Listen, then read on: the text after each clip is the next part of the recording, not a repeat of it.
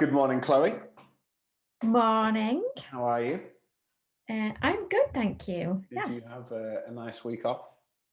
I did have a lovely week off and just in time, which I'm very thankful for. So yes, Good. it was very nice. Was the weather acceptable? Yeah, I know it was very wet here. It was quite wet where we were, but it wasn't as wet, I don't think. I came back and our garden is literally like a river. So like there was more rain here. Oh, a nice water feature for your return. Indeed. Yeah, for the eagle-eyed among you, you'll have noticed Rachel is not with us this week. We decided to give her a week off after the trauma of having to record with me last week. Yeah, only fair. She will be with us again next week. We hope. Oh, yeah. If it's 2 weeks worth that she needs off, then I think I need to ask some questions. Yeah. Cool. So we just want to say thank you for those of you who sent in your challenge that Rachel and Matt set last week. And here we're going to see what you sent in.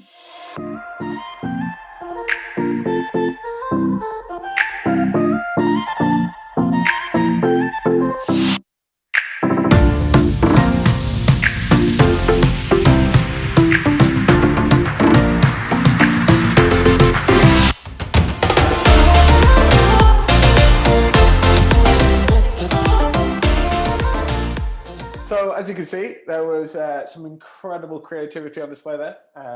Very much appreciated it. Thank you very much. We will be delivering a prize, socially distanced, at some point this week to one lucky winner. Keep entering, and hopefully, 1 week, if you've been really creative, we'll be delivering some chocolate to your door. So we're going to crack on with our walk through Mark. This week we are on Mark chapter 4, because last week we were on chapter 3.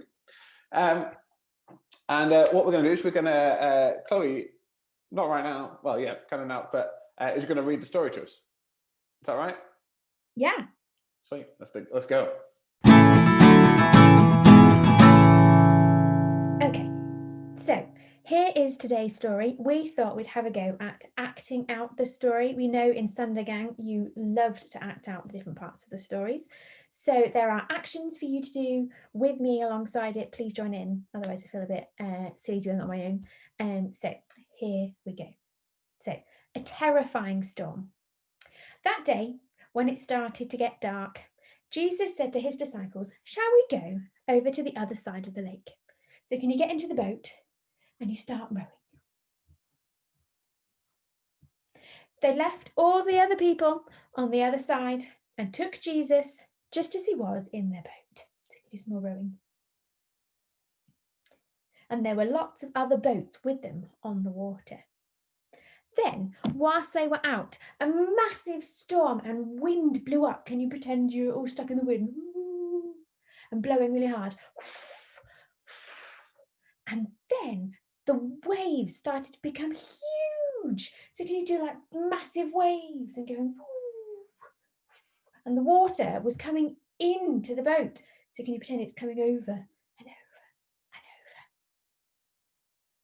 over? Meanwhile, whilst all this storm was going on, huge waves, Jesus was fast asleep in the bottom of the boat. Can you pretend to be fast asleep and do some snoring?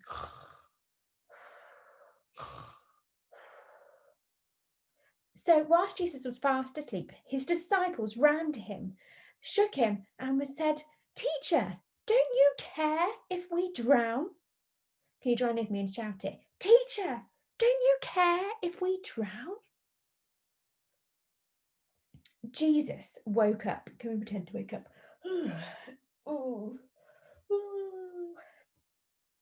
He sternly told off the wind, and he said to the sea, "Be quiet."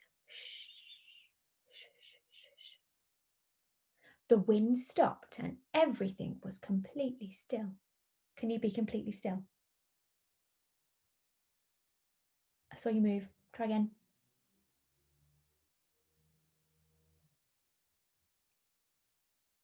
Jesus said, "Why are you so easily scared? Haven't you got any faith?"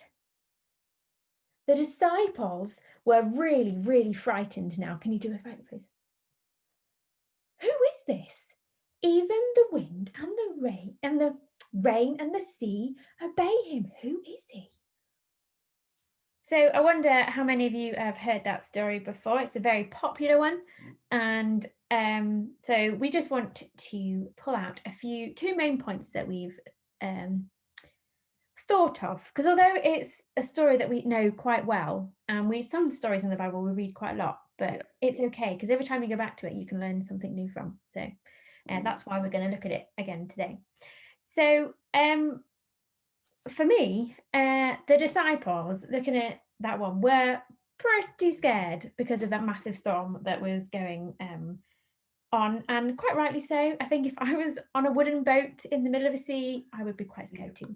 Absolutely. And we can also be scared too, just like the disciples were. We can be scared of physical storms. It's been quite wet and wild and windy in Yorkshire, so you can be scared of storms, or whether it's other things like the current situation. You might be fearful or worried about lockdown, might be worried about not being able to see your family or friends, or actually maybe getting the virus. You might be scared of that. You might not be, but that's fine.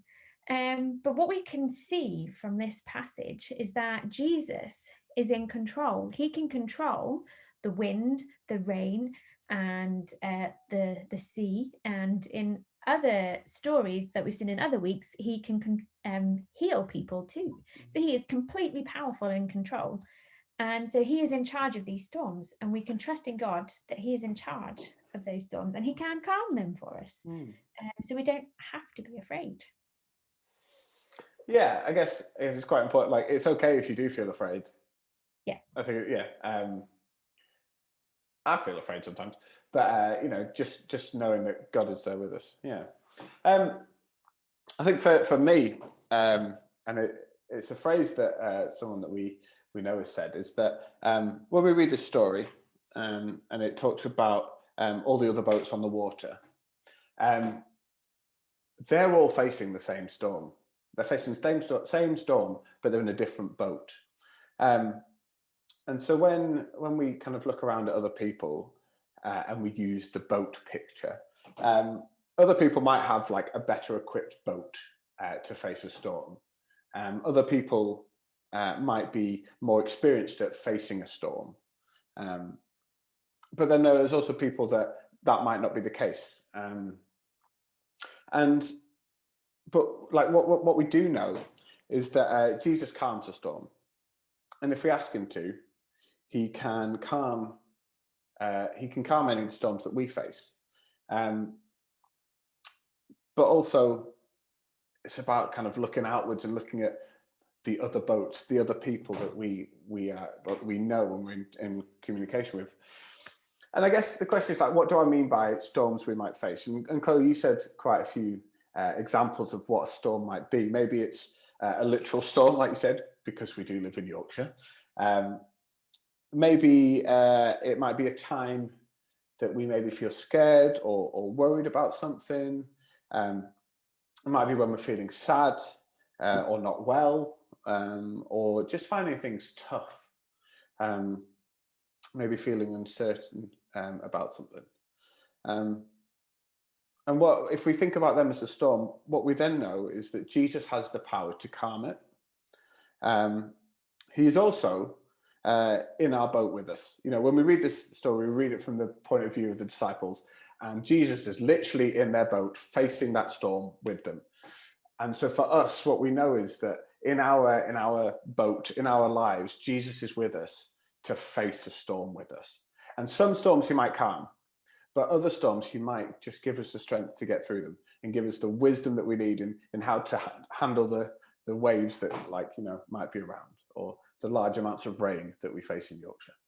So these are 2 points that we think are really important to remember. Is that we don't have to worry. We can trust that God is with us in our storm,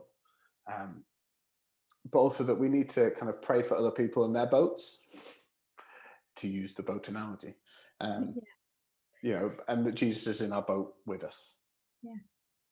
I like that Jesus is in our boat with us. We're not on our own. And so to go on from that, we're going to have some time of discussion and prayer. So we've got 2 discussion questions for you, which are going to come up on the screen. So have a pause of the video and have a chat with whoever you're with, or if you're not with someone, then give them a call. And You'll Chloe a call if you can't think of anyone. Yeah, that's Maybe fine. Chloe. What? Have a go.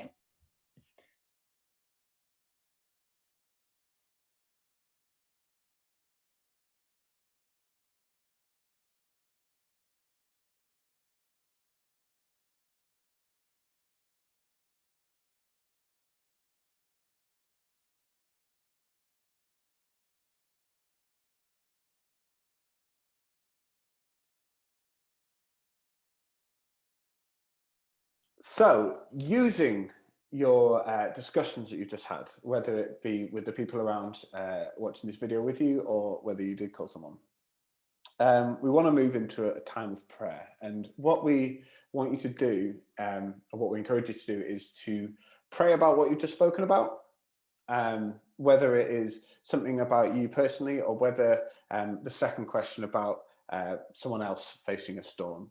And what we want you to do is we want you to pray about it. Maybe you pick the oldest person watching this video and they say a prayer for you guys and all the things that you kind of talked about. Maybe you feel comfortable praying as a family, and so maybe you pray for the person on your left, or you could maybe write down some of the things you discussed on a piece of paper, put them all in the middle and pick one out and pray for it.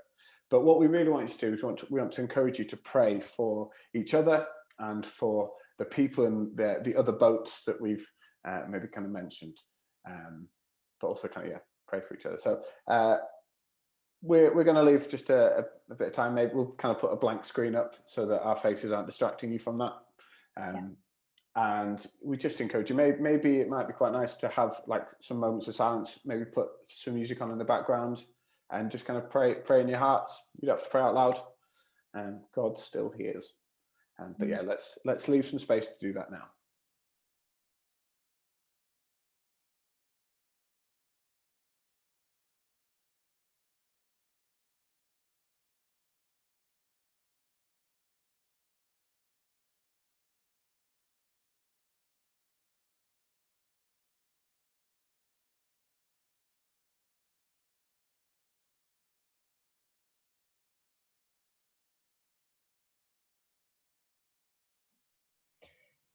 So we hope that you found that time of prayer helpful as a family, and maybe it's something that you might go forward doing, who knows. But now it's time to do our challenge. Okay, Wonderful. So we're trying to think of a challenge to do for this Sunday relating to the theme and the topic. So what we would like you to do is to create or recreate the stormy scene. Okay, so whether it's using actual boat, if you've got a dinghy or whatever in your garage. If your family won Bullseye in the 80s and you won a speedboat and it's in your back garden, use it. Yeah. Or whether it's maybe using Lego, build the scene. Whether you're on a Minecraft and you want to build it on Minecraft, then that could be quite cool. Or with junk modeling from your recycling. Have a go at creating the scene, and whether you want to do a still shot or whether you want to make it into a little video, and send it in. We'd love to see your scenes of this calming of the storm. Question. Yes. If I wanted to recreate the scene, could I fill up my bath and like maybe use Lego and then create like a really stormy scene within said bath? Like. Yes. Yeah. But make sure you're probably not in said bath. No, I won't be in. No. Who has a bath? Who washes? Ugh. No, but like, so maybe like the sink, or like, you know, a washing up bowl, or if you're a nutter and have still got your paddling pool out back or whatever, like, you know, maybe using an expanse of water. Yes. Food for or a big puddle. Big puddle, yeah. Make sure it's not on the road. Good point. Don't be using puddles on road, kids. Right. Yeah. So cool. Have fun, be creative, and we look forward to seeing what you come up with. Yes, we do. Yes, we do. Right. So, thank you for joining us this morning. It's been we hope it's been good fun and useful for you. And we will see you next week. We will hopefully have Rachel if she's not traumatized too much. But yeah, thank you for joining us. And if you need us, get in touch. But we will see you next week. Bye.